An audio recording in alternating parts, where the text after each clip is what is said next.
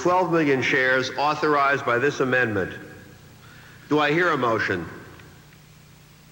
Mr. Secretary, I move that the shareholders ratify the action taken by the Board of Directors to amend the 1981 stock option plan, increasing the number of shares of stock reserved for issuance thereunder from 5 million shares previously approved to 12 million shares, an increase of 7 million shares. Is there a second? Is there any discussion?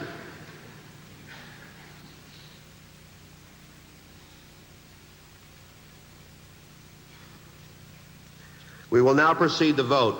Please mark your proxy cards indicating the way you are voting. The final item of business in this section of the program is for the ratification of the appointment of Arthur Young and Company as independent public accountants for the 1984 fiscal year. Is there a motion to ratify the appointment of Arthur Young for the ensuing fiscal year? Secretary, I move that the shareholders ratify the appointment of Arthur Young and Company as independent public accountants of Apple Computer Incorporated for the 1984 fiscal year. Thank you. Is there a second?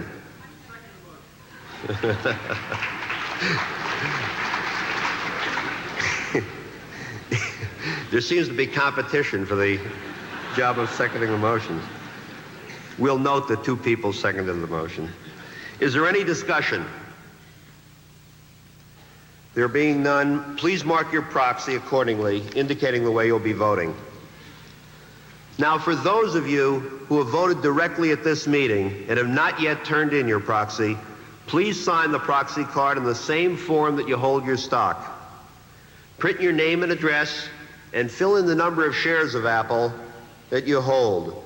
When it is completed, please hold up your hand and pass the proxy card to the monitors at both sides of the auditorium and in the balconies.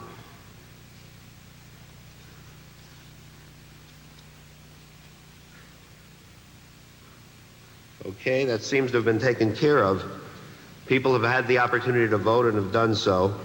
And therefore, we are going to take a recess in this portion of the meeting to enable the directors, to enable the inspectors of election to make a final tally of the votes. While this unexciting number crunching is being done, John Scully and Steve Jobs are going to tell you more about some of the really exciting things that are happening at Apple.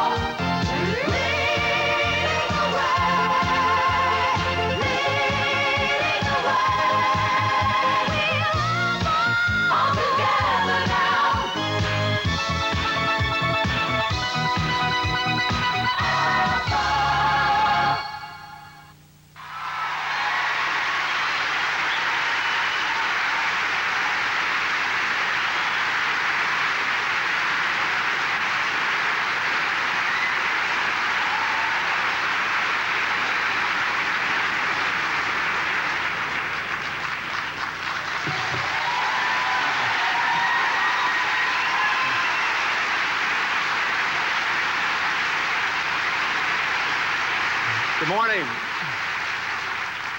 Hi, I'm John Scully.